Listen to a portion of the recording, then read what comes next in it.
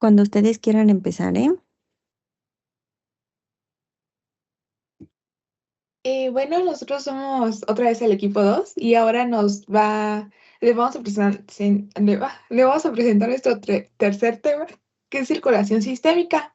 Nuestro equipo está conformado por Leslie, Jen, Melanie, Bere, Carla, Jonathan, Zaira, Rosy, Antonio, Melissa y Gama.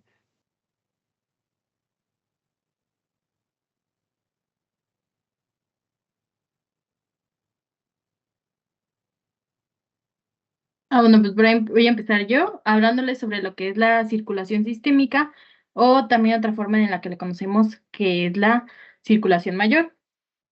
Entonces, la circulación sistémica como tal es el circuito que lleva la sangre desde lo que es el ventrículo izquierdo hacia los tejidos y la regresa al corazón. Sale del ventrículo izquierdo por arterias arteriales y llega a los capilares, donde ocurre el intercambio con el líquido intersticial, y luego regresa por vénulas y venas hasta la aurícula derecha. Y aquí más o menos les puse una imagen que representa lo que era el recorrido de circulación mayor y menor, que como comentó yo una compañera, por lo general a lo mejor si te dicen los conceptos, se entiende más hasta que los representas, y más algo tan complejo, digámoslo así, como es la circulación o los circuitos.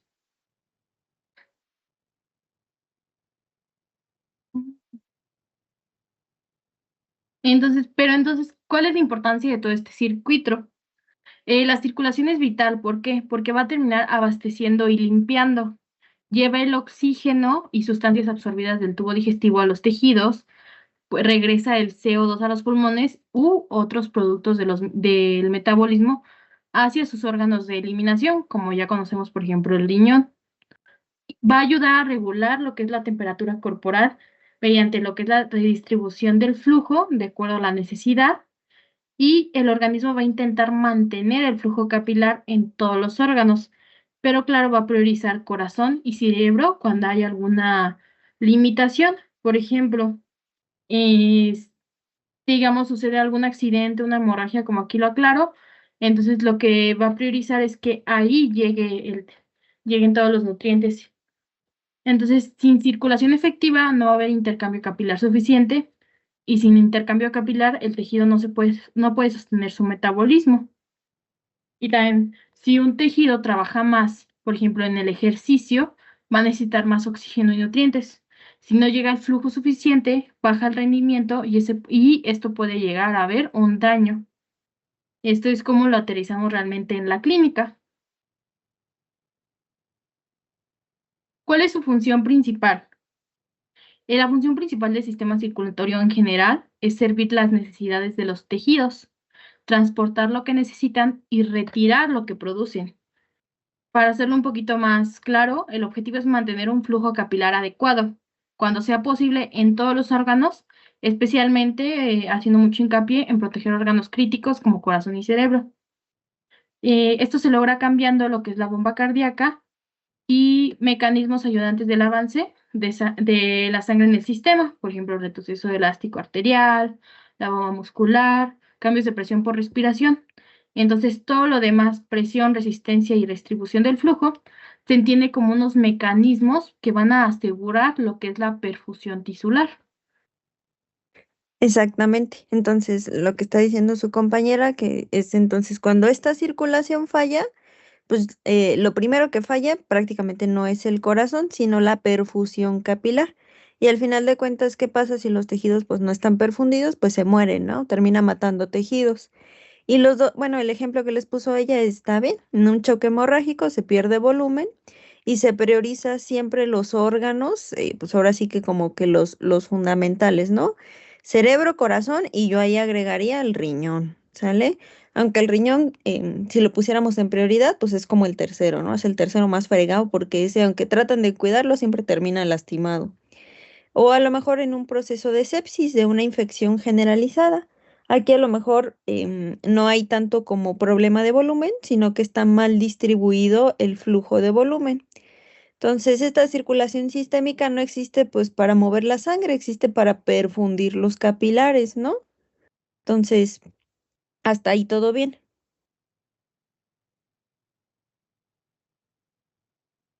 Sí, doctora. Ok, ahora sí sigan.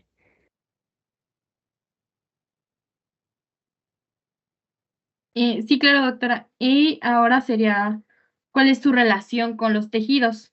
Va a haber un intercambio que va a ocurrir en los capilares y va a haber una regulación local de acuerdo al tejido del que estamos hablando. Para empezar, ¿cómo va a ser el intercambio que ocurre en capilares? Los capilares son el sitio donde va a ocurrir el intercambio entre sangre y líquido intersticial. Ya conocemos que es agua, electrolitos, nutrientes, hormonas, todo ese tipo de cosas. Por eso, aunque el volumen de sangre capilar va a ser relativamente pequeño, realmente ahí es el paso más importante, porque va a ser el paso de sustancias a los tejidos. Entonces, cuando la sangre llega al capilar, se va a equilibrar con el líquido intersticial. Ahí va a ocurrir el intercambio que lo mantiene realmente vivo. Entonces, en la regulación local, más bien, me falta esta parte. ¿Quién controla cuánta sangre realmente llega? Principalmente va a ser las arteriolas, porque la resistencia al flujo depende sobre todo del diámetro vascular. Y el sitio principal de ese control son las arteriolas. Si se dilatan, va a aumentar el flujo hacia el tejido y si se contrae, va a disminuir. Ahora vamos a tener lo que es un control local y un control general, porque pues obviamente sabemos que no todos los órganos van a recibir la misma cantidad de sangre, de flujo, todo esto. Por ejemplo, el flujo a cada tejido se regula por mecanismos locales químicos del propio tejido, por control neural y humoral, que va a dilatar o constriñir los vasos. ¿Y ahora qué sucede? Los órganos en paralelo, que estos pueden redistribuir sin colapsar todo este sistema. Como los órganos están en paralelo, se puede aumentar mucho el flujo a un territorio, por ejemplo, si tenemos el músculo activo, sin tener que cambiar de forma equivalente el flujo total del sistema. Es decir, se pueden lograr grandes variaciones regionales sin romper esta circulación completa.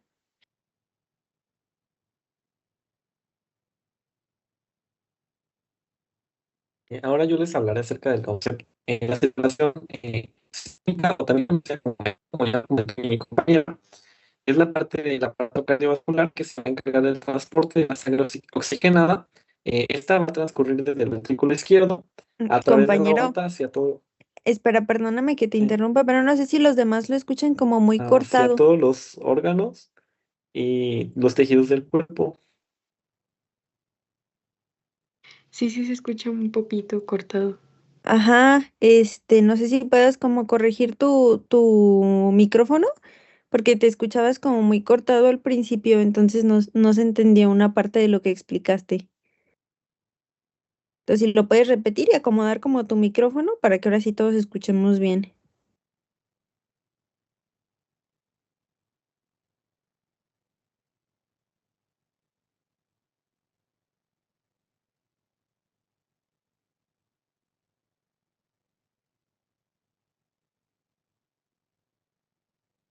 Doctora, creo que se le fue su internet porque creo que lo sacó de su reunión.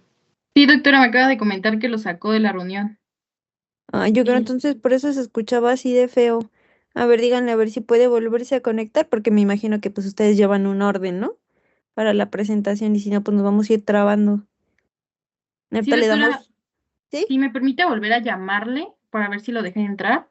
Sí, sí, sí, sí, le damos la oportunidad.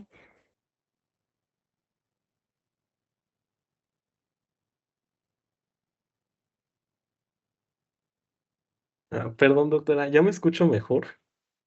Ya, yo creo que se te estaba yendo el internet, por eso te escuchaste tan mal, pero no te Mm, preocupes. Y ahora pues, sí, si quieres volver nada más a explicar desde el principio, porque pues sí te escuchamos un poquillo trabado. ok. Bueno, la circulación sistémica o mayor, como ya lo comentó mi compañera, eh, es la parte del aparato cardiovascular que transporta la sangre oxigenada desde el ventrículo izquierdo hacia la aorta. Esto va a llegar a todos los órganos y tejidos del cuerpo y lo va a regresar posteriormente a la aurícula derecha. Se le denomina mayor porque va a cubrir la mayor distancia y pues va a enfrentar una resistencia mucho más alta que la circulación pulmonar. Siguiente, por favor. Entonces, nada más te interrumpo, Alejandro, pues para decirles que traten de visualizarlo. Entonces, este recorrido que les comenta su compañero, pues lo hacen prácticamente los 5 litros de sangre que en promedio tiene un ser humano, una y otra vez, 70 veces por minuto. Entonces, imaginen pues la complejidad que lleva hacer como todo este recorrido. Entonces, como para que ustedes traten de visualizarlo, pues, ¿vale? Ahora sí, ya si quieres, Alejandro, continúa. ¿Podrían cambiar de diapositiva, por favor? Ahora tenemos los objetivos de la circulación sistémica. Uno de los principales pues, es la entrega de nutrientes y en esta se va a transportar el oxígeno, otros metabolitos como la glucosa, los aminoácidos y los ácidos grasos a cada célula del metabolismo, para su metabolismo.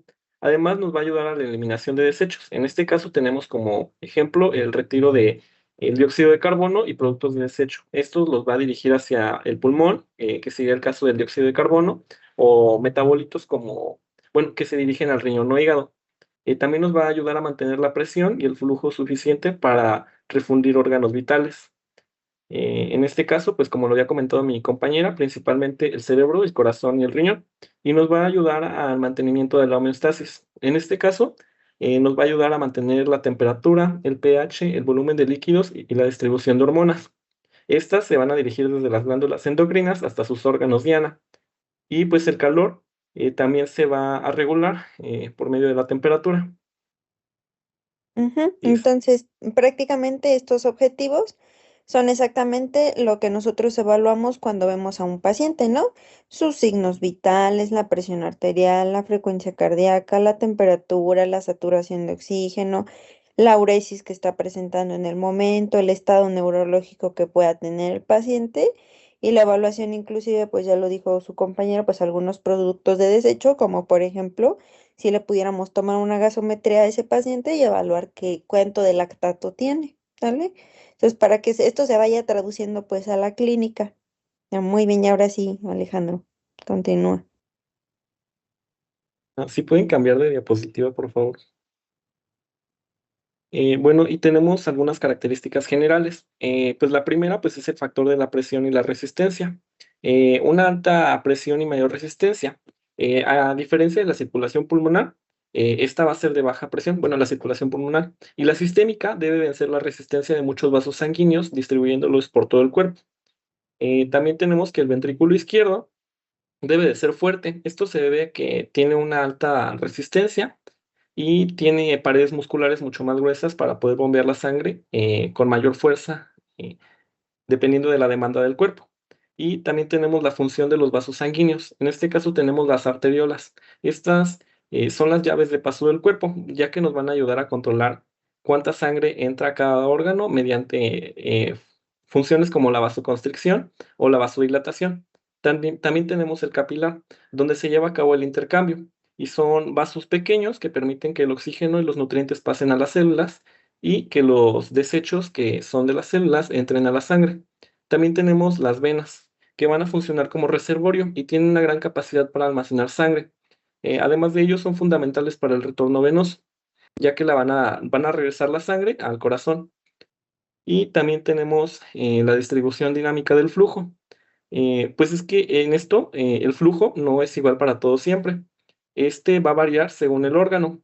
Por ejemplo, si una persona está haciendo ejercicio, el flujo va a aumentar drásticamente en los músculos.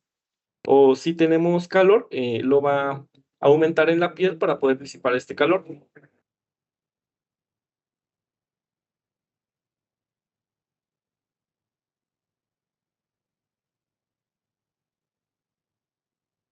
Bueno, ahora vamos a hablar del inicio de la circulación sistémica, la cual comienza en el ventrículo izquierdo. El ventrículo izquierdo recibe la sangre oxigenada desde la aurícula izquierda a través de la válvula mitral. Esta sangre que viene desde los pulmones y ya está lista para ser distribuida por todo el cuerpo. El ventrículo tiene una pared muscular mucho más gruesa que las otras cavidades del corazón, lo que permite generar una alta presión necesaria para evitar que la sangre llegue a los otros órganos. Además, durante la sístole, que es la fase de contracción del corazón, el ventrículo izquierdo se contrae y aumenta la presión en su interior. Cuando esa presión supera la presión que hay en la aorta, se va a abrir la válvula aórtica y en ese momento la sangre va a ser expulsada hacia la aorta y así va a comenzar la circulación sistémica. Por eso decimos que el ventrículo izquierdo funciona como una bomba de alta presión que inicia la circulación mayor. Siguiente, por favor. Entonces, antes de que vayas a tu siguiente diapositiva, entonces, pues ya lo dijo su compañera aquí, ¿no? El ventrículo izquierdo va a ser el responsable de que exista la presión arterial. Entonces, si nosotros no tenemos un ventrículo izquierdo funcional, no hay una circulación mayor. Por eso, cuando existen infartos, precisamente infartos anteriores que terminan afectando al ventrículo izquierdo, nosotros vemos que el paciente pierde rápidamente la perfusión tisular, el gasto cardíaco, pierde la presión arterial y el paciente empieza en choque cardiogénico, porque el ventrículo izquierdo es el más afectado en un infarto anterior extenso. Entonces, ustedes en algún momento lo verán. Llegas, lo ves, se infartó hace 1 hora y en 2 horas ya lo tienes intubado y lo tienes mal, porque entonces esa bomba disfunciona de manera muy rápida y es la que se encarga, pues, de mantener esa presión arterial, ¿sale? Y ahora sí, doctora, si quieres continuar.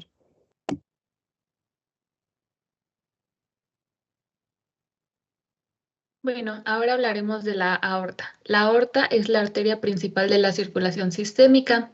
Esta recibe directamente la sangre oxigenada que sale desde el ventrículo izquierdo.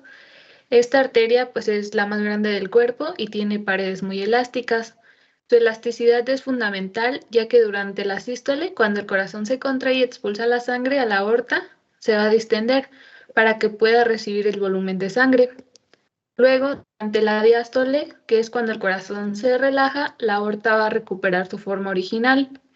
Este proceso va a permitir que la sangre siga avanzando, aunque el corazón no se esté contrayendo en ese momento. Además, de la aorta nacen todas las arterias sistémicas que se encargan de distribuir la sangre oxigenada a los diferentes órganos del cuerpo. Y su elasticidad de la arteria aorta va a permitir que el flujo sanguíneo sea continuo. Siguiente, por favor. Bueno, ahora hablaremos de la salida de la sangre oxigenada. El proceso comienza cuando el ventrículo izquierdo recibe la sangre oxigenada desde la aurícula izquierda a través de la válvula mitral. Esta sangre proviene de los pulmones. Aquí lo que va a pasar va a ser que el ventrículo izquierdo va a tener, bueno, pues ya lo había mencionado, que tiene una pared mucho más gruesa, la cual va a hacer que se contraiga el ventrículo y va a aumentar la presión en su interior. Cuando la presión del ventrículo supera la presión que hay en la aorta, se va a abrir la válvula aórtica y la sangre va a ser expulsada hacia la aorta. De esta manera, el ventrículo izquierdo va a actuar como bomba de alta presión que va a iniciar la circulación sistémica y que va a hacer que la sangre oxigenada se distribuya a todo el cuerpo. Siguiente.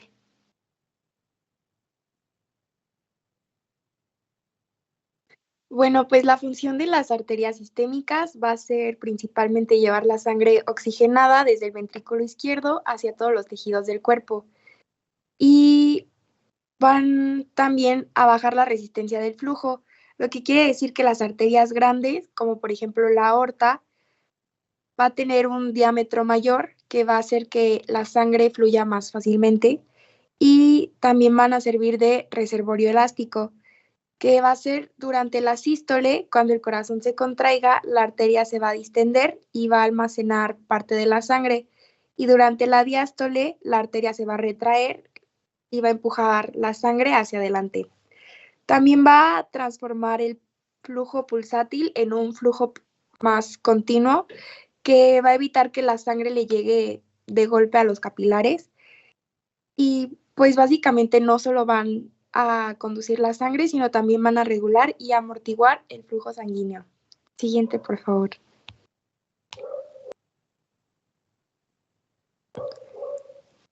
Pues vamos a tener la distribución de la sangre que va a depender principalmente del tono de las arterias.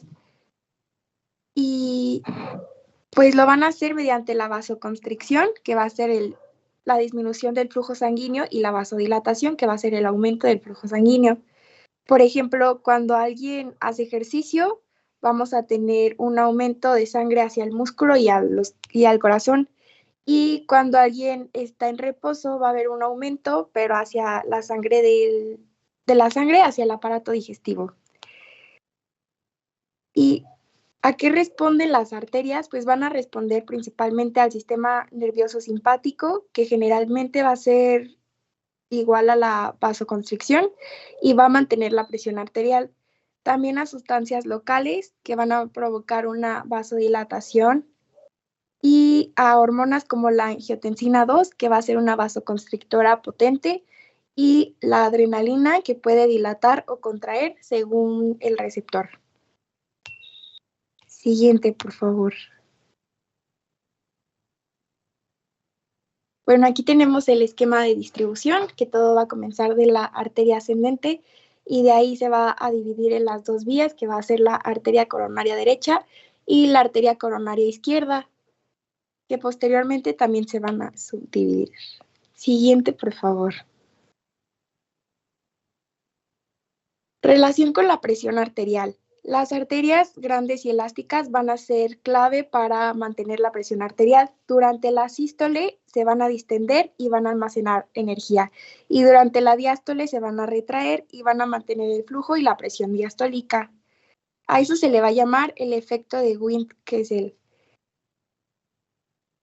Cuando la elasticidad se pierde, va a haber un aumento de la presión sistólica, una disminución de la presión diastólica y vamos a tener un aumento de la presión de pulso.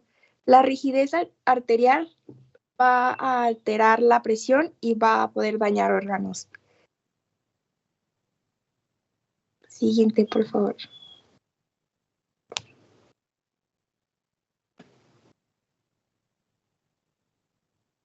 Bueno, ahora vamos a hablar acerca de las arteriolas. Las arteriolas van a ser unas ramas pequeñas de las arterias. Van a tener un diámetro aproximado entre 10 y 100 micrómetros y van a tener una capa gruesa de músculo liso. Y es por eso que las arteriolas van a ser el principal sitio de regulación del flujo sanguíneo hacia los tejidos y por eso las llamamos los vasos de resistencia. Si podemos ver en la imagen, pues tenemos la arteria, luego pasa a ser arteriola, se junta con los capilares y luego las vénulas. Son una parte chiquita de las arterias. Estas van a ser muy importantes porque van a controlar la cantidad de sangre que llegue a cada tejido, van a controlar la presión arterial sistémica y la distribución del gasto cardíaco. Y aquí Y la que entonces, sigue, en porfa. estas, ay, perdón. Aquí en estas es donde se genera entonces la resistencia vascular periférica, ¿no? Ya lo dijo su compañera, son los vasos de resistencia. Entonces, desde aquí, desde estas arteriolas, siendo como las cositas pequeñitas que ya les explicó su compañera, pues es donde van a hacer el trastorno de la hipertensión arterial, ¿no? Y ahora sí, doctora. Sí, gracias. La que sigue. Bueno, ahora vamos a ver el control del flujo sanguíneo y la resistencia vascular. ¿Por qué los llamamos vasos de resistencia? Principalmente hay que recordar pues, que la resistencia, que va a ser esta oposición al paso de la sangre sobre las paredes del vaso. Si el vaso está muy vasodilatado, la sangre va a pasar fácilmente, entonces va a haber poca resistencia. Pero si el vaso está muy cerrado, o sea, si está en vasoconstricción, aquí la sangre va a batallar un poco más como en pasar y esto va a generar mucha más resistencia sobre el vaso. Y ves por eso que las arterias pueden tanto vasodilatarse como vasoconstreñirse por el músculo que tienen y van a ser el principal lugar donde se genere esta resistencia. Van a ser muy importantes porque van a controlar cuánta sangre llega a cada tejido, que era lo que comentaba mis compañeros en un principio. Si estamos haciendo ejercicio, pues nuestros músculos van a necesitar mayor aporte de sangre, al contrario de los intestinos, que pues en ese momento no están trabajando. Es ahí donde las arteriolas del músculo se van a vasodilatar y, por ejemplo, las arteriolas del intestino pues van a estar en vasoconstricción.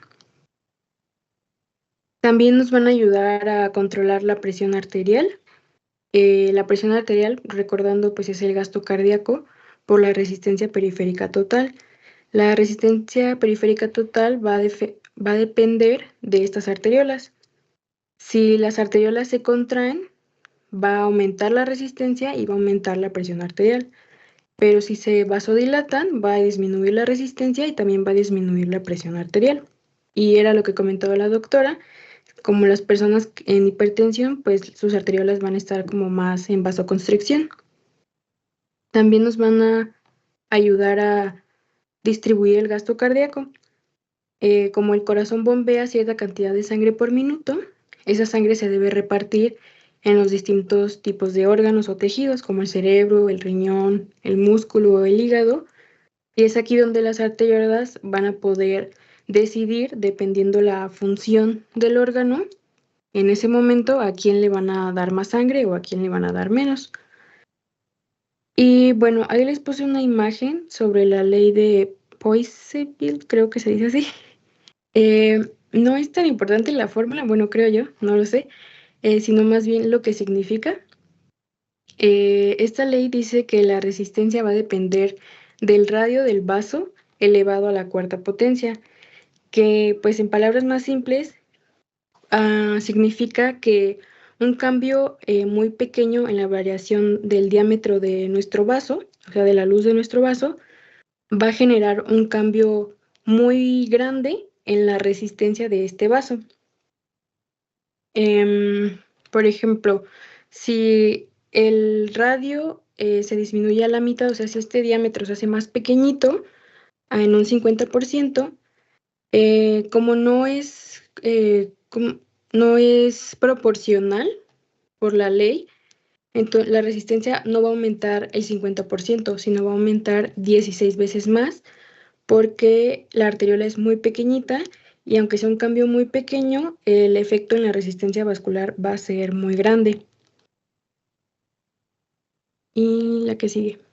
En realidad ahí, como se pronuncie, pues, no es importante, ¿no? Que ustedes se vayan a aprender eso es como, pues bien lo que explica la doctora, ¿no? Más bien lo que describe esa ley es cómo fluye un líquido a través, a través del flujo y pues que va a depender de la cantidad del flujo. Entonces, aquí lo que sí es importante que ustedes sepan es que el flujo es proporcional a un radio de ese vaso, ¿no? Ya después ahí se mete la ley como en algunas otras cosas. Y pues la aplicación a la clínica es que esta ley tiene que ver con la resistencia vascular, con las resistencias de ciertas áreas como de los bronquios, con viscosidades dentro del vaso sanguíneo, ¿no? Pero entonces prácticamente quédense con lo que les dijo pues su compañera al principio, pues que más bien es una ley que nos explica cómo fluye un líquido a través del tubo, ¿sale? Ya eso de que se aprendan la formulita que les puso la doctora, pues sí está muy padre, pero pues nosotros en medicina no hablamos tanto de eso, ¿no? Prácticamente esto lo estamos viendo pues porque la doctora está hablando del control del flujo sanguíneo y está bien que nos lo haya puesto porque de todos modos se describe pues que estamos hablando como quien dice de tuberías, ¿no? Entonces hay que ver cómo fluye ese líquido que es la sangre a través de esas tuberías, pero está bien, ¿vale? Y ahora sí continúen.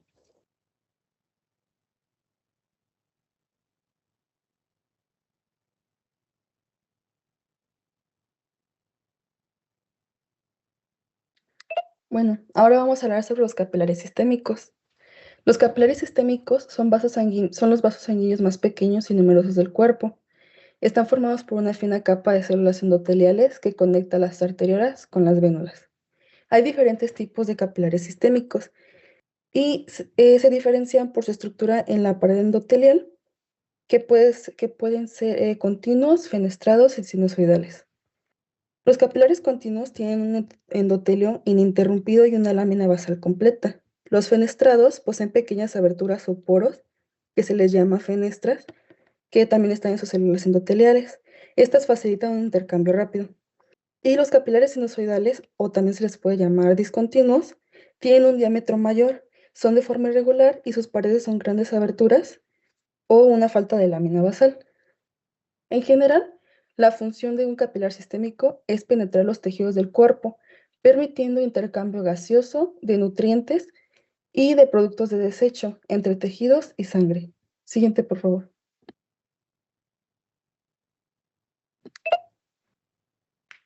Y bueno, hablando sobre la estructura de estos, miden 5 micrómetros de diámetro en el extremo arterial y 9 en el extremo venoso. Un dato es que el área total de todas estas paredes capilares mediría más de 6.300 metros cuadrados en el cuerpo de un adulto. También, como ya lo mencioné, los capilares tienen fenestraciones, que son como unos poros, que se encuentran en la mayoría de las glándulas endocrinas, en vellosidades intestinales y partes de los riñones. También es importante que el citoplasma de las células endoteliales se atenúa para formar estas brechas. Es otra forma de verlo. Otra característica es que tienen pericitos. Los pericitos son unas células que regulan el flujo a través de las uniones de las células endoteliales y sobre todo en presencia de inflamación. Si vemos la imagen de arriba, las áreas que están como coloreadas con verde son los capilares. El círculo de abajo representa un corte de un capilar en donde podemos ver el pericito, la membrana basal, el lumen y las células endoteliales.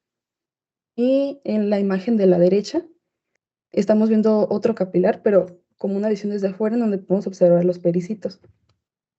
Siguiente, por favor.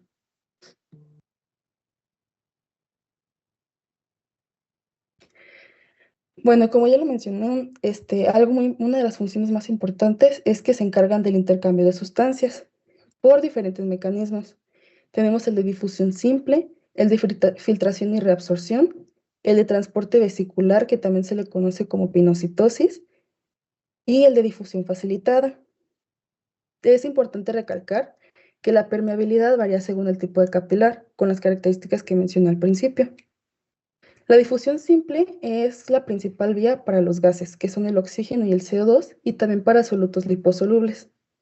La filtración y reabsorción están reguladas por las fuerzas de Starling. Y para el transporte vesicular o pinocitosis es para macromoléculas como proteínas plasmáticas. Y la difusión facilitada está en algunos solutos hidrosolubles pequeños. Igual en la imagen de arriba podemos observar algunos ejemplos. Siguiente, por favor.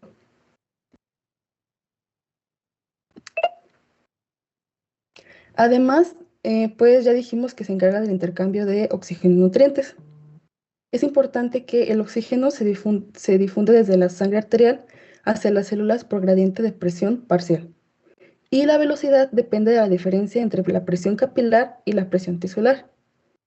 Hablando sobre este transporte de nutrientes, la glucosa y los aminoácidos difunden o son transportados hacia tejidos, y los ácidos grasos y los lípidos son transportados pero por la albúmina o por lipoproteínas liberadas en capilares de tejido adiposo y muscular. Siguiente diapositiva, por favor. Ya por último, tenemos la importancia tisular. Yo generalmente me preocupaba más por las arterias y las venas y no pensaba mucho como en los capilares al momento de estudiar, porque yo decía nada más es como una terminación o la parte más chiquita. Pero en realidad ya son de lo más importante que tenemos en el sistema circulatorio, porque como ya lo he mencionado, pues son los encargados de esta homeostasis. Entonces, pues son el sitio final de la distribución de los nutrientes y de los gases y mantienen este equilibrio entre aporte y eliminación de desechos. Y así como son muy importantes, cuando estos llegan a fallar, tenemos que pueden ocasionar ya sea un shock circulatorio, un edema o una hipoxia tisular, solo por mencionar algunos ejemplos. El shock circulatorio se daría porque está la falla en esta perfusión capilar. El edema se daría por un exceso de filtración capilar o una disminución de reabsorción, y la hipoxia por un insuficiente intercambio de oxígeno. Antes de que quiten esa diapositiva, entonces, por ejemplo, ¿qué podría ocasionar una falla en la perfusión capilar? ¿Qué se les ocurre? Creo que ya sus mismos compañeros dijeron ejemplos.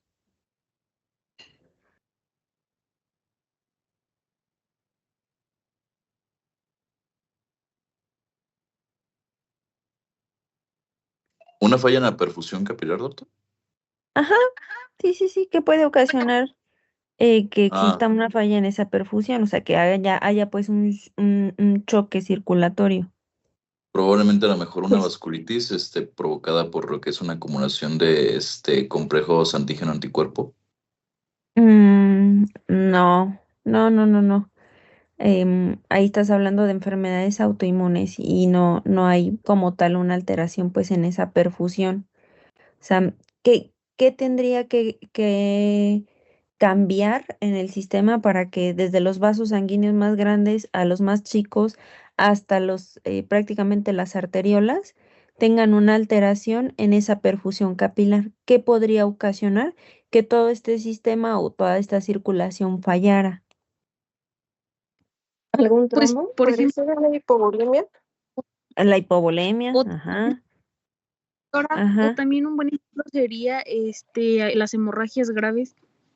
Las hemorragias graves, ajá, sí, la hemorragia, una persona que llegue, así tenga 20 años y sea una persona sana, tiene un accidente, tiene un trauma porque va en la moto y tiene una fractura de fémur y se desgarra una de las arterias femorales y entonces empieza a perder bastante volumen, pues entonces, ¿qué lleva toda esa sangre? Pues oxígeno, ¿no? Y entonces todo ese líquido que se está perdiendo, pues no está llegando a los grandes vasos, mucho menos a los medianos y por último a los chicos. Y entonces ese oxígeno, pues el poco se trata de distribuir a los tejidos principales, pero si no es atendido de manera temprana, pues ¿qué va a pasar? Pues va a haber un choque circulatorio, un choque hipovolémico, ¿no? Bien, ahora, Doctora, perdón. ajá. Y disculpe, y por ejemplo, ¿qué pasa con la calidad de vida de las personas que sufren quemaduras pues intensas y que pues llegan a perder gran parte de lo Ah, que es su... bueno. Ajá. Ahí, por ejemplo, las quemaduras, ándale, ese sería otro buen ejemplo de un paciente que haga choque circulatorio. Los pacientes que tienen cremaduras, pues por ejemplo, no sé, esta gente que tuvo el accidente, ¿no? Hace poquito en la Ciudad de México de lo de la pipa de gas que explotó y que llegaban con quemaduras del 70, 80, 90% de la superficie corporal, pues bueno, estos pacientes pierden líquido por extravasación y tienen choque. ¿Y qué pasa entonces? Respondiendo a tu pregunta, doctora, pues en realidad dependiendo del porcentaje, ¿no? Un número uno va a depender del porcentaje de superficie corporal que se haya quemado, ¿no? Por ejemplo, esta gente que vivió este lamentable suceso, pues mucha gente murió porque ya tenían quemaduras de la vía aérea, ¿no? Por ejemplo.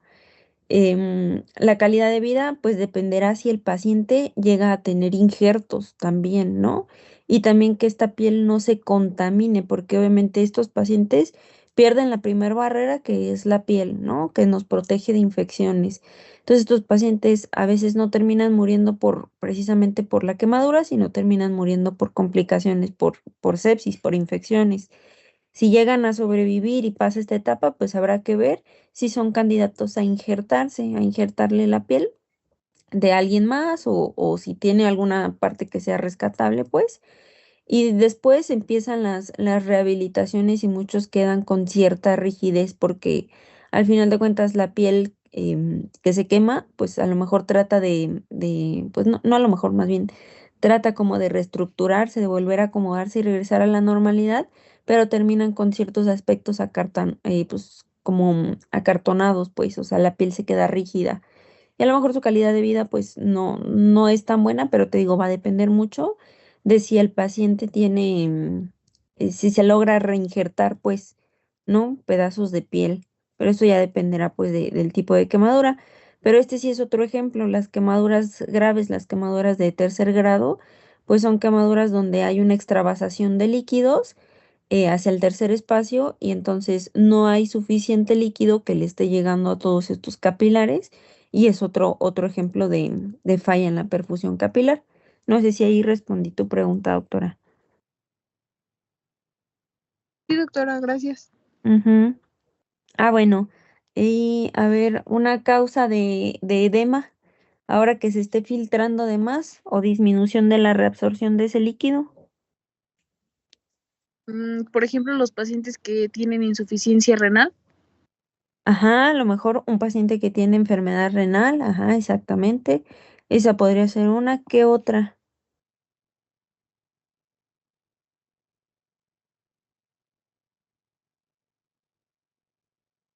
Otra que se les ocurra que también es bien frecuente en México. ¿Alguna insuficiencia cardíaca también?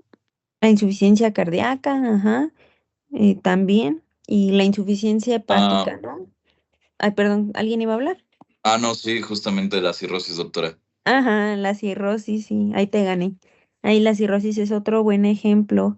Y bueno, de hipoxia tisular hay un montonal de ejemplos, ¿no? A ver, dígame un ejemplo de una enfermedad infecciosa que pueda ocasionar alteraciones en la perfusión tisular.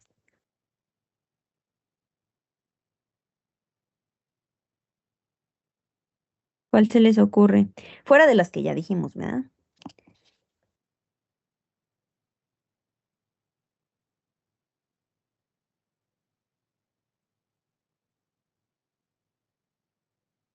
¿No se les ocurre una? La neumonía.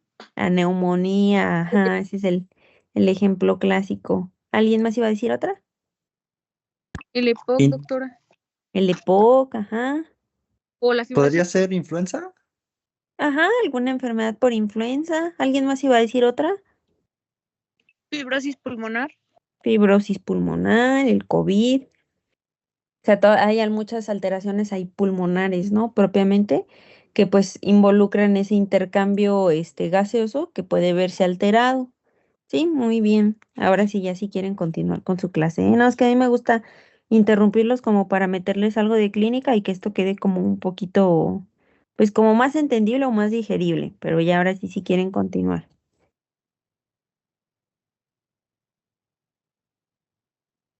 Bueno, vamos a hablar de las vénulas. Pues ya como nos habían comentado que pasa por la arteria, luego arteriolas y luego los capilares, donde ahí sucede todo el intercambio de oxígeno y nutrientes. Después van a venir las vénulas, que son el primer segmento del sistema venoso.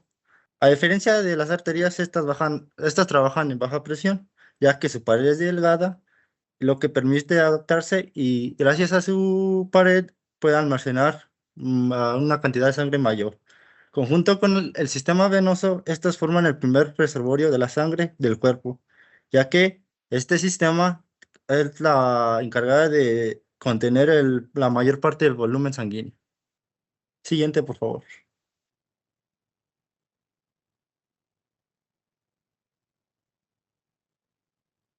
Bueno, la transición de venas a su función, pues como la secuencia normal es, primero va al capilar, después viene la vénula poscapilar, luego la muscular y después vienen las venas pequeñas o medianas. Pues gracias a que estas avanzan, aumenta el músculo liso y también su capacidad de almacenamiento, ya que estas vénulas cumplen tres funciones principales, las cuales son la recolección de sangre de los capilares, también almacenamiento de gran parte del volumen sanguíneo y también participan en procesos inflamatorios, pues ya que en las vénulas postcapilares ocurre la salida de leucocitos a los tejidos.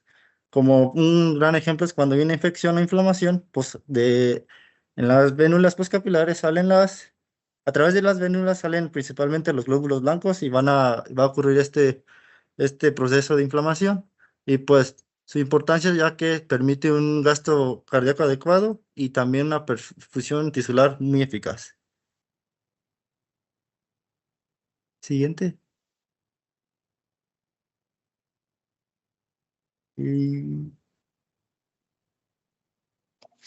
Bueno, ahora yo les voy a hablar sobre el retorno venoso, que pues básicamente es la cantidad de sangre que va a regresar al corazón por minuto a través de las venas y pues va a llegar directamente a la aurícula derecha. Aquí hay una idea que es clave y es que pues en condiciones normales el retorno venoso va a ser igual al gasto cardíaco porque sabemos que el corazón no puede bombear más sangre de la que va a recibir.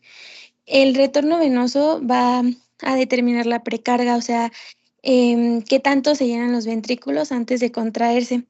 Y entonces aquí va a volver a entrar el mecanismo de Frank Starling, porque mientras más sangre regrese al corazón, obviamente dentro de los límites normales del cuerpo, mayor va a ser el volumen telediastólico y pues el corazón va a expulsar mayor volumen sistólico.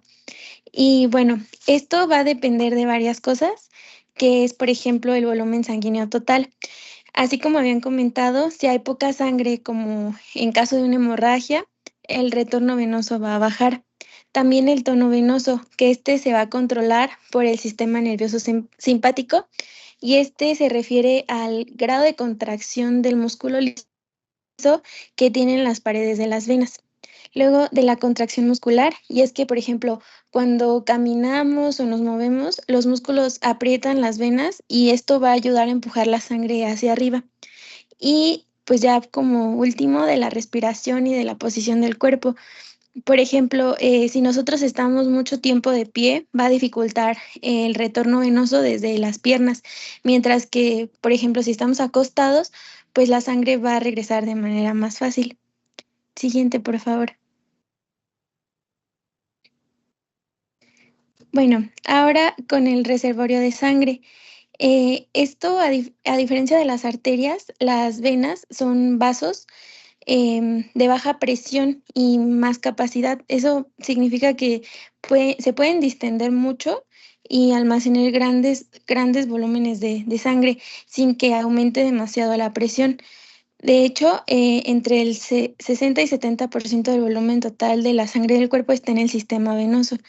Entonces, más que solamente ser como otra parte así como que se puede considerar sin tanta importancia, pues no, porque las venas funcionan como un tipo de bodega o banco de sangre, y pues cuando el cuerpo necesita más sangre que esté circulando, por ejemplo, en un ejercicio o cuando pues el sistema simpático provoca una vasoconstricción, va a hacer que las venas guarden menos y suelten más esa sangre hacia el corazón, aumentando el retorno venoso. Siguiente, por favor. Bueno, ahora vamos con las válvulas venosas. Para que todo funcione bien, sobre todo en las piernas o cuando estamos haciendo ejercicio, entran en juego las válvulas venosas, que estas son como tipo compuertas que van a permitir que la sangre vaya en una sola dirección y pues siempre es hacia el corazón.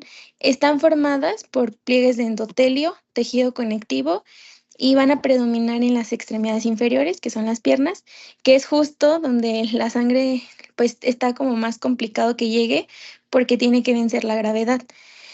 Y bueno, ¿qué pasa si la sangre intenta regresar pues hacia abajo por el mecanismo de la gravedad? Pues las válvulas se van a cerrar y van a evitar ese reflujo.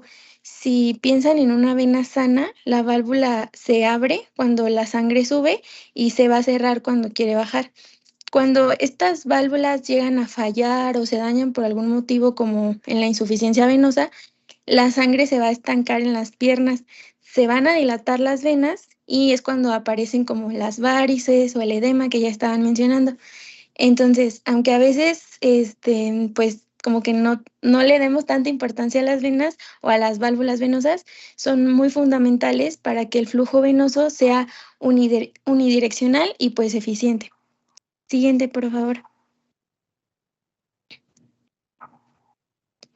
Bueno, ahora vamos con la bomba venosa o también se le conoce como bomba muscular. Por ejemplo, aquí vamos de una manera más fácil. Cuando estamos quietos, con los músculos están relajados, las venas de las piernas se van a llenar pues mucho de sangre y el flujo va a ser más lento. En cambio, cuando contraemos los músculos, por ejemplo, cuando estamos subiendo unas escaleras o cuando caminamos, esos músculos aprietan a las venas que pasan entre ellos y pues la sangre que estaba ahí es impulsada hacia arriba en ese momento. La válvula inferior se va a cerrar para que la sangre no se regrese y la válvula superior se va a abrir, permitiendo que la sangre avance hacia el corazón. Bueno, pues por eso cuando una persona está muchas horas sentada o muchas horas de pie sin moverse, la sangre se estanca más en las piernas y hay más riesgo de que se ocasione un edema o incluso las personas que llegan a tener trombos. Siguiente, por favor. Bueno, y pues la importancia y la función en general, o sea, ¿por qué es importante todo este sistema del retorno venoso, el reservorio, las válvulas y la bomba? Porque esto va a mantener el retorno venoso adecuado, que es la base de la precarga. Y pues la precarga a su vez va a influir directamente en el volumen sistólico y en el gasto cardíaco. Y pues sabemos que si el gasto cardíaco es lo que va a asegurar una buena perfusión tisular, especialmente en los órganos más vitales, como es el cerebro, el corazón y los riñones. Si el retorno venoso cae mucho, o sea, como ya lo habíamos mencionado en una hemorragia, baja el llenado ventricular, va a disminuir el gasto cardíaco y pues puede generar un shock. En cambio, cuando el organismo necesita aumentar el gasto cardíaco, como en el ejercicio o simplemente moviéndote, se activan varios mecanismos. Aumenta la actividad simpática y se van a contraer las venas. Se activa la bomba muscular, mejora el retorno venoso y el corazón puede bombear más. Eso fue como pues más un resumen de todo lo que hablamos. Y pues además de estos mecanismos, permiten que nos adaptemos a los cambios. Por ejemplo, al pasar de estar acostados por mucho tiempo o pararnos muy rápido, en teoría se supone que la presión debería caer, pero gracias a las válvulas venosas y la bomba muscular, el retorno venoso se va a sostener y la presión arterial se va a mantener.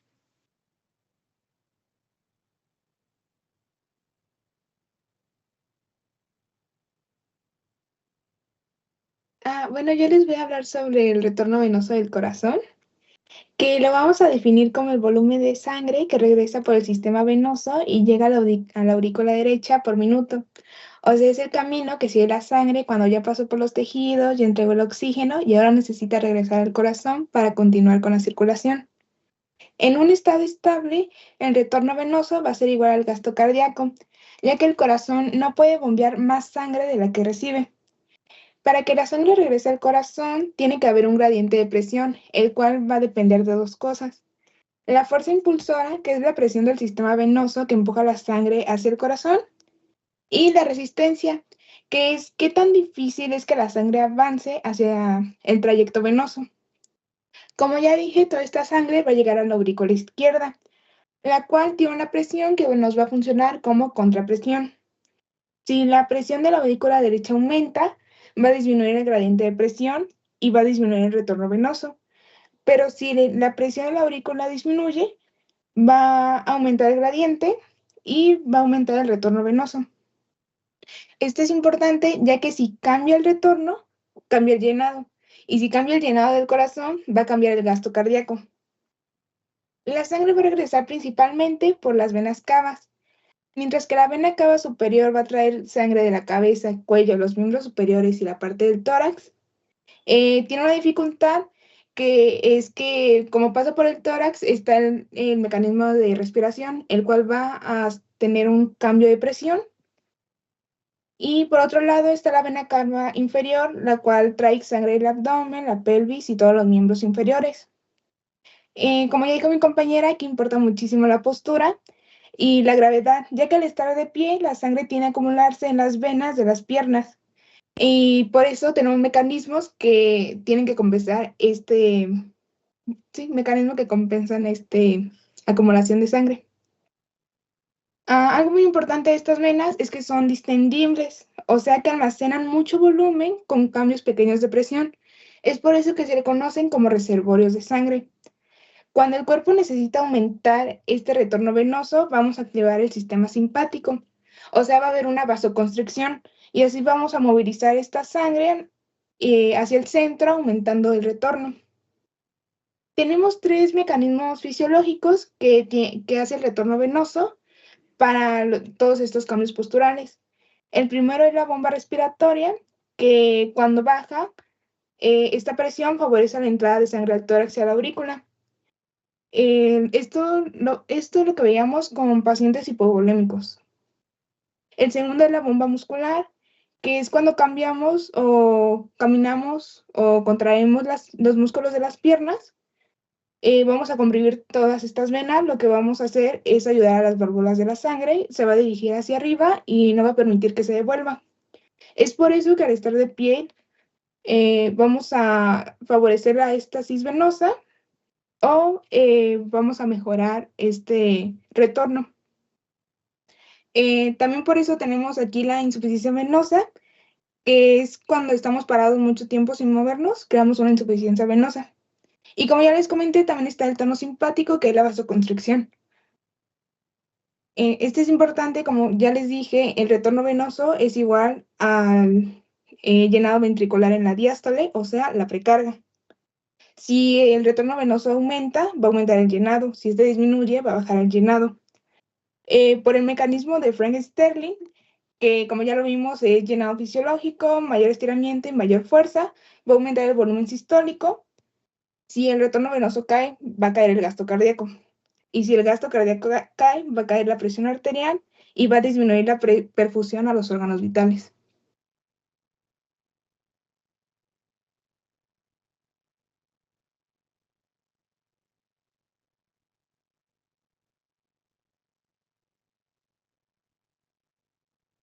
Bueno, y aquí les tenemos una tabla para poder diferenciar lo que es la presión con el flujo.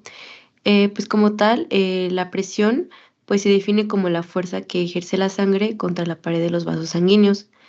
Lo que representa es prácticamente la energía o la fuerza impulsora que esta va a permitir que la sangre se mueva dentro del sistema circulatorio y pues se mide en milímetros de mercurio y su origen principal es la contracción del corazón junto con la elasticidad de las arterias. Y por otro lado, tenemos al flujo sanguíneo, que pues se va a referir como la cantidad de sangre que pasa por un punto del sistema circulatorio en un tiempo determinado. Esto quiere decir que pues no es como tal la fuerza, sino es el movimiento real y efectivo de la sangre. Y pues se mide en milímetros por minuto o litros por minuto y va a depender directamente de la diferencia de presión y de la resistencia vascular. Siguiente, por favor.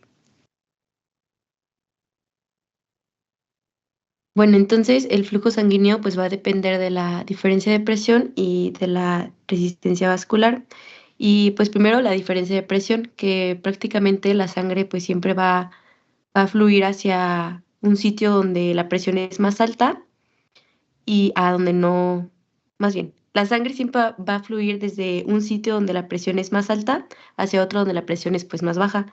Y por ejemplo, en la circulación sistémica, la presión de la aorta pues es aproximadamente de 100 milímetros de mercurio, mientras que en la aurícula derecha pues es cercana a cero. Entonces, esta pues gran diferencia de presión es la que va a mantener el flujo sanguíneo continuo a lo largo de todo el sistema. Y si no existiera una diferencia, pues la sangre no podría moverse. Y pues el segundo sería la resistencia vascular, que está dada principalmente por las arteriolas, que estas, pues como ya lo dijeron mis compañeras, son los vasos que van a regular cuánta sangre llega a cada tejido. Y cuando estas arteriolas pues se contraen, van a aumentar la resistencia y el flujo va a disminuir. Y cuando se dilatan, pues la resistencia va a bajar y el flujo va a aumentar. Y pues aquí es importante saber que pues no todos los órganos van a recibir el mismo flujo. Obviamente depende, o sea, el cuerpo lo va a distribuir, depende a las necesidades de cada órgano. Por ejemplo, en el ejercicio, pues va a haber más flujo en los músculos y en cambio en la digestión, pues va a haber más flujo en el intestino. Siguiente, por favor. Y pues la importancia fisiológica, pues prácticamente es la perfusión tisular, que como ya lo vimos, pues es que la sangre llegue adecuadamente a todos los tejidos para llevar el oxígeno. Mantiene la fusión de órganos vitales, ya que pues todos van a depender de un aporte continuo de oxígeno para poder realizar su trabajo. Y pues mantiene la homeostasis, que pues es el equilibrio interno del cuerpo. Un ejemplo es cuando hace calor, pues la vasodilatación, pues va a ocurrir vasodilatación para que llegue más sangre a la piel y se pierda el calor. Pero cuando hay frío, pues va a ocurrir una vasoconstricción para poder conservar pues ese calor y pues es fundamental saberlo porque pues así se puede mantener estable el organismo.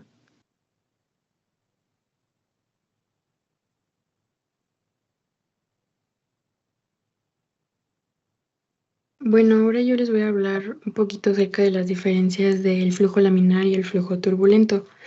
El flujo laminar, el flujo laminar o el flujo normal va a ser cuando la sangre se mueve en capas ordenadas, como si fueran láminas, que es lo que se ve en la imagen de acá. Va a estar ordenado, se van a deslizar unas sobre otras y la velocidad de este flujo va a ser mayor en el centro y va a ser menor en la en la pared del vaso por la misma fricción que va a hacer la sangre contra esta pared.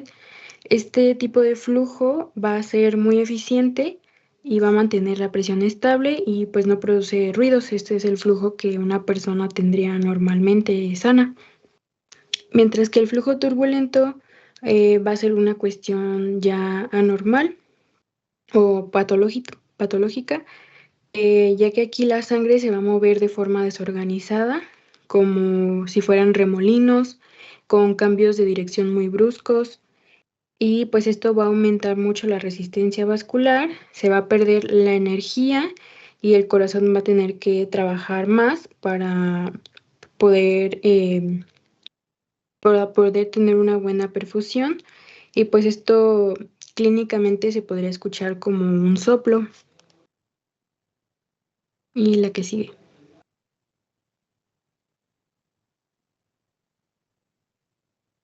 Como ya se explicó anteriormente, la circulación sistémica es un sistema dinámico que se adapta constantemente a las necesidades del organismo.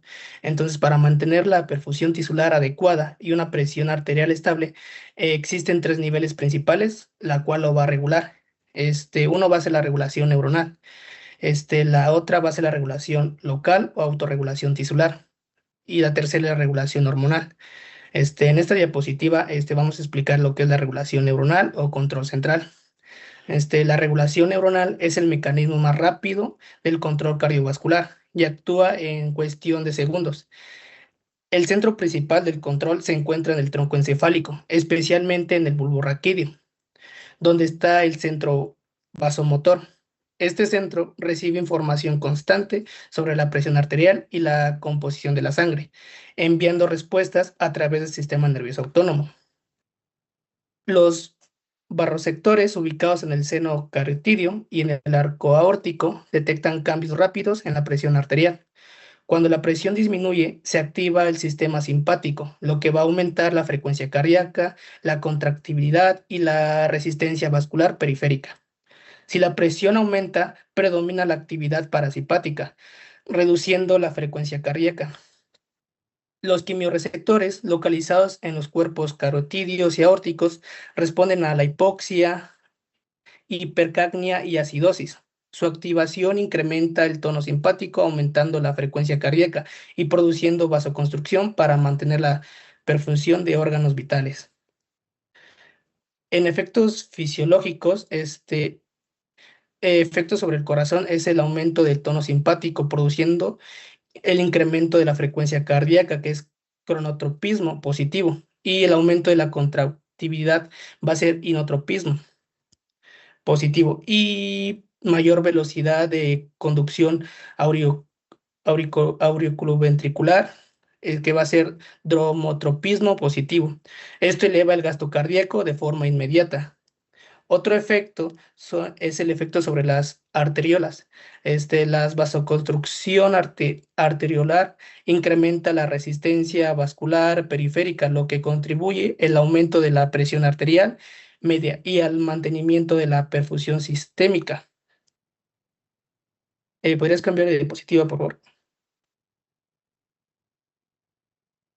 En esta diapositiva vamos a hablar de la regulación local o autorregulación tisular.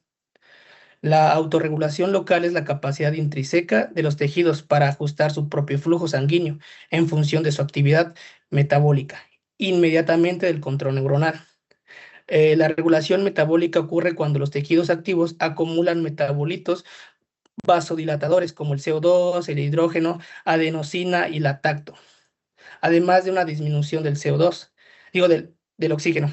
Esto produce vasodilatación arteriolar y aumentando el flujo sanguíneo hacia el tejido que lo necesita. La regulación miogénica depende de la respuesta del músculo liso vascular al estiramiento. Si aumenta la presión, el vaso se contrae. Si disminuye, se dilata.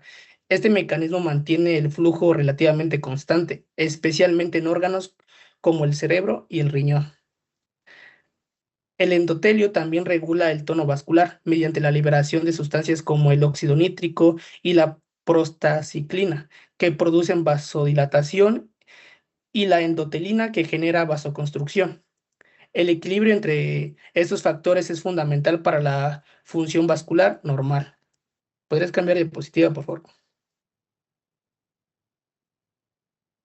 Ahora hablaremos de la adaptación a las demandas del organismo.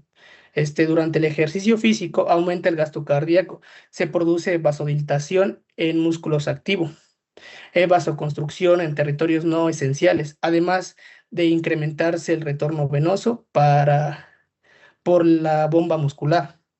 En el estrés agudo se activa el sistema simpático y el eje hipotálamo hipófisis adrenal, liberando catecolaminas como adrenalina y noradrenalina. Esto va a aumentar la frecuencia cardíaca, la contractibilidad y generar vasoconstrucción sistémica, priorizando la perfusión del corazón y el cerebro. En situaciones crónicas como hipertensión, anemia o insuficiencia cardíaca, se activan mecanismos hormonales como el sistema renina, angiotensina y aldosterona. La vasopresina y los péptidos natriuréticos.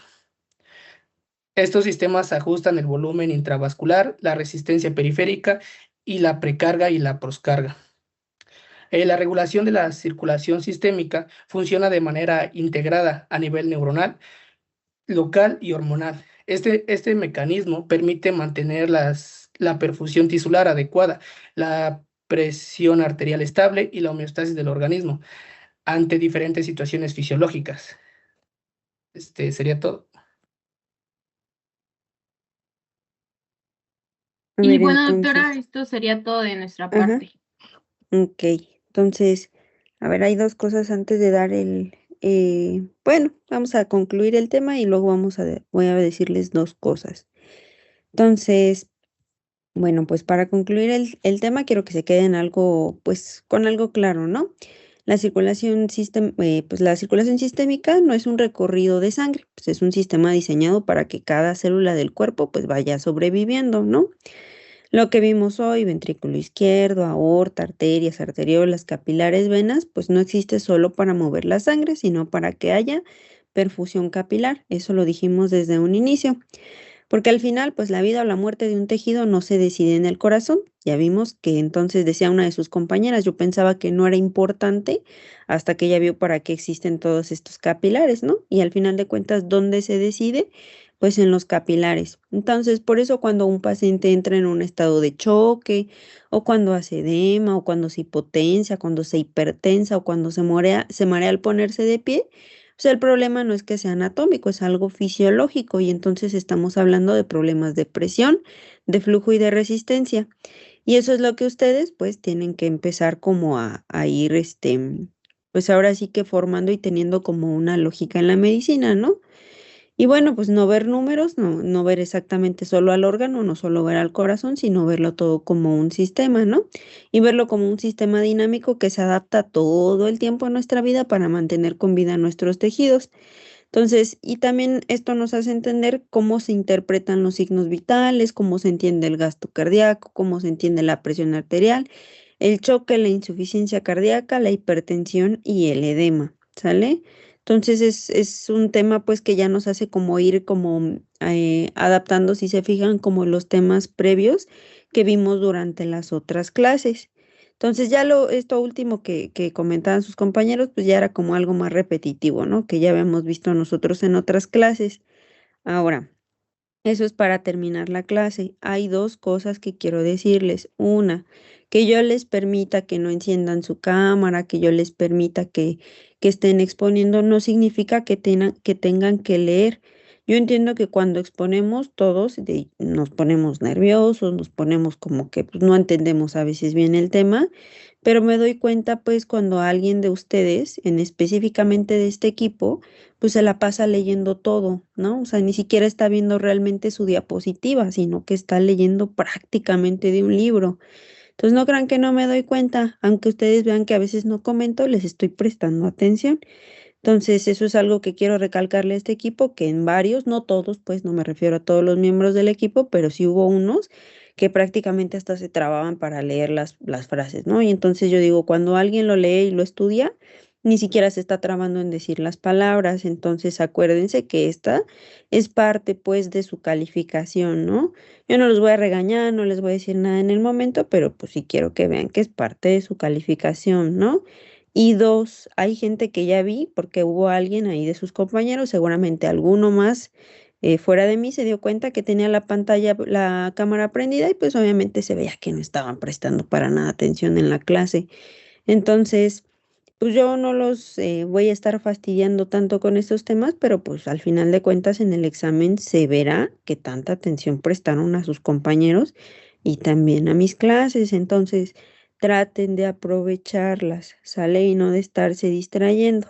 Entonces, la siguiente clase creo que le sigue tocando a este equipo, ¿no? Si no mal recuerdo. Sí, doctora, nos queda Sí, el ¿verdad? de circulación pulmonar. Circulación menor, ¿verdad?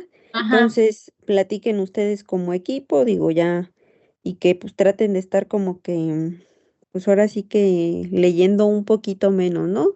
Traten de poner sus diapositivas un poquito más dinámicas, menos letras, algo que no enfade a sus compañeros, que se trate de ver pues como pues no todas las diapositivas, les digo, ahí ya ustedes sabrán en equipo quién hizo cada cosa, ¿no? Pero que sean diapositivas no tan llenas de letras para que no sea tan enfadoso para nosotros, porque pues pasarlo y leer, pues mejor lo leemos nosotros, ¿no? Pero pues como que sean diapositivas más mecánicas para la siguiente, ¿va? Y bueno, pues entonces nos vemos mañana con el último tema del equipo 2.